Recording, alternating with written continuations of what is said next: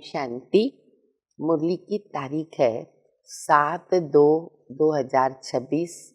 बाबा मुरली का सार बता रहे हैं।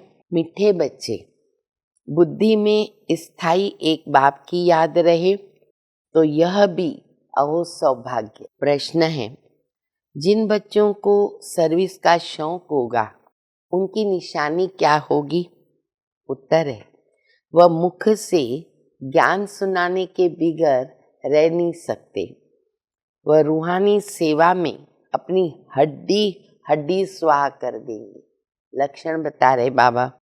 उन्हें रूहानी नॉलेज सुनाने में बहुत खुशी होगी, खुशी में नाचते रहेंगे।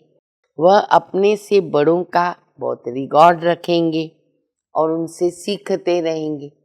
मुरली का गीत है, बदल जाए दुनिया न बदलेंगे हम, तुम्हारी कसम।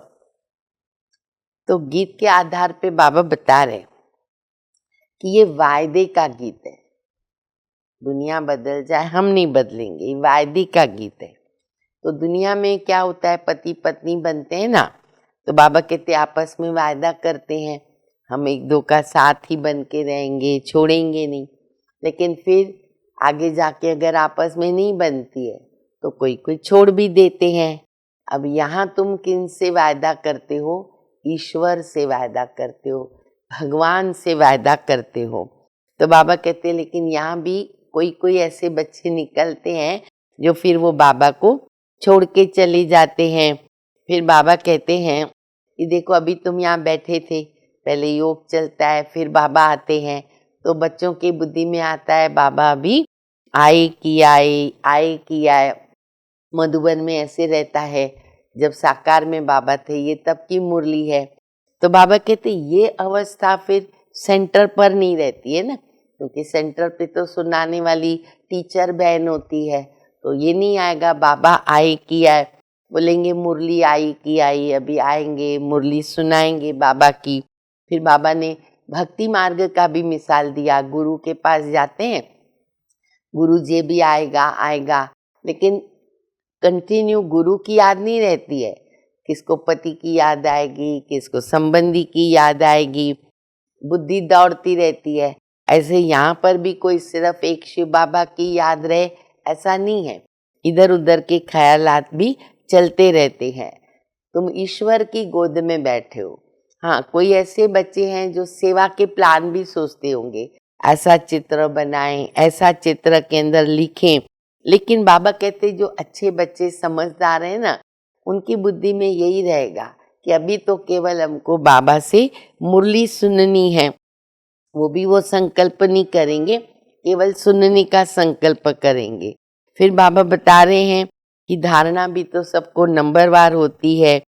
एक दो बार समझो मुरली सुनी और धारणा नहीं हुई। कई विद्यार्थियों का देखा जाता है, अगर मुरली में ध्यान नहीं रहता है, धारणा नहीं होती है, तो वो भी बाबा कहते आदत पड़ जाती है। मुरली सुना पर याद नहीं रहती है और धारणा भी नहीं होती है। और जिनको धारणा होती है तो उनको फिर सर्विस का शौक होगा कि जो ज्ञान धन बाबा से लिया उसका मैं दान करूं। तो बाबा कहते फिर कई तो स्थूल सेवा में भी बच्चे हड्डियां देते।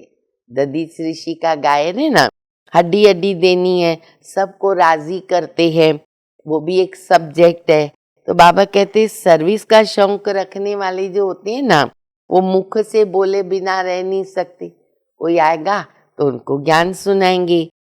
फिर बाबा देखते हैं देह अभिमान तो नहीं है, बड़ों का रिकॉर्ड रखते हैं कि नहीं रखते हैं। हाँ, कहाँ पर छोटे होशियार होते हैं तो फिर बड़ों को उनका भी रिस्पेक्ट रखना होता है। फिर बाबा बता रहे कि देखो कितनी प्रजा चाहिए ना अपने को तो भविष्य में। तो ये जो प्रदर्शनियां आदि करते हैं ना, लोग आते हैं, सुनते हैं, देखते हैं, तो बाबा कहते प्रजा तो बनती जाती है। तो अच्छे अच्छे बच्चे जो होते हैं ना, वो पॉइंट्स नोट करते हैं। तो बाबा कहते ये पॉइंट्स नोट करना भी बहुत अच्छा है। बुद्धि में फिर टॉपिक्स रहती है, कैसे हम जाकर के समझाएं। फिर चेक भी करो कि बाबा को याद करके हम भविष्य की कमाई कितनी कर रहे हैं, अपनी कितनी कमाई कर रहे हैं और कितनों के अंधों की हम लाठी बन रहे, रास्ता बता रहे उनको, वो भी देखो। फिर बाबा कहते अमर बाबा जो कहता है उसको मानना पड़े। तो बाबा क्या कहते हैं, बच्चे पवित्र बनो और मुझे याद करो। अगर विकर्म रह गए तो बच्चे सजा खानी पड़ेगी। अपने शरीर का भी ख्याल न करके, ये बहुत नोटेड पॉइंट लाइन है, अपने शरीर का ख्याल न करके सारा दिन सर्विस में रहना, इसको कहते सर्विस में हड्डियां देना। अपनी सुविधा से हमने हड्डियां दी, उसका बहुत कम इनकम है, पर अपने शरीर का ख्याल न रखते हुए भी एक्स्ट्रा में हम सेवाएं देते हैं, तो उसको कहते हैं हड्डी देना। फिर बाबा कहते बच्चे आगे चलकर ये तुम्हारी मिशन बाहर भी जाएगी विलायत में। अभी तो हम देख रहे सब जगह बाबा के सेंटर से। फिर बाबा कहते देखो अर्थक्वेक आदि होती है ना, मकान नीचे चले जाते, गिर जाते, लेकिन आजकल ऐसी विलायत वगैरह में भी बनी है मशीनरियाँ, कारीगर भी होते, सामान भी होते हैं ना, तो 2-3 बरस में मकान खड़ा हो जाता है। विलायत में मकान बनते जल्दी तो उसको बोलते हैं मिनिट मोटर। तो बाबा कहते सोचो सतयुग में कितने जल्दी जल्दी मकान बनेंगे। लेकिन फिर अंत में कहते बाबा सबसे अच्छी बात है बच्चों का बाबा के साथ है ना बहुत लव होना चाहिए, है भी है ना। देखो बाबा से बहुत लव होना चाहिए। बाबा जो खजाना देते हैं ना, बच्चे उसे धारण करके दूसरों को दान करो और सर्विस में ही बच्चे बिजी रखो, अपने को अपनी कमाई करो। अभी हम सुनेंगे धारणा के लिए मुख्य सार पहला, सदा रूहानी सेवा में तत्पर रहना है, ज्ञान धन दान करके खुशी में नाचना है, खुद धारण कर औरों को धारण कराना है। दूसरा, बाप जो ज्ञान का खजाना देते हैं ना, उससे अपनी झोली भरनी है, नोट्स लेने हैं, फिर टॉपिक पर समझाना भी है। ज्ञान धन का दान करने के लिए उछलते रहना है सेवा के अंदर। वरदान है, सत्यता की महानता द्वारा सदा खुशी के झूले में झूलने वाले अथॉरिटी स्वरूप भव। सत्यता की अथॉरिटी स्वरूप बच्चों का गायन है। क्या गायन है? सच तबीठो नच। सत्य की नाव हिलेगी पर डूबेगी नहीं। आपको भी कोई कितना भी हिलाने की कोशिश करे, लेकिन आप सत्यता की महानता से और ही खुशी के झूले में झूलते हो। वह आपको नहीं हिलाते हैं, लेकिन झूले को झुलाते हैं।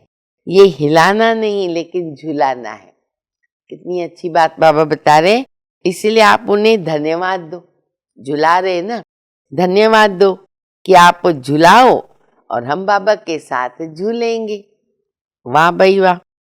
स्लोगन, सर्व शक्तियों की लाइट सदा साथ रहे तो माया समीप आ नहीं सकती।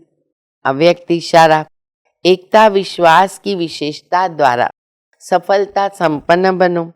एकता, स्वच्छता, महीनता, मधुरता और मनवाणी कर्म में महानता, ये 5 बातें एक एक के हर कदम से नजर आए तो बाप की प्रत्यक्षता सहज होगी। अभी तक संस्कारों में भिन्नता दिखाई देती है, उसे एकता में लाना है। एकता के लिए एक दो की राय को रिकॉर्ड दो। हाँ जी करके अपना विचार अवश्य दो, फिर एकता के बंधन में बंध जाओ। यही एकता सफलता का साधन है। अच्छा, मीठे मीठे सिकिल दे बच्चों प्रति माता पिता बाप दादा का याद प्यार और गुड मॉर्निंग। रूहानी बाप की रूहानी बच्चों को नमस्ते। हम सभी रूहानी बच्चों की रूहानी माता पिता बाप दादा को याद प्यार, गुड मॉर्निंग, नमस्ते नमस्ते, शुक्रिया बाबा शुक्रिया। ओम शांति।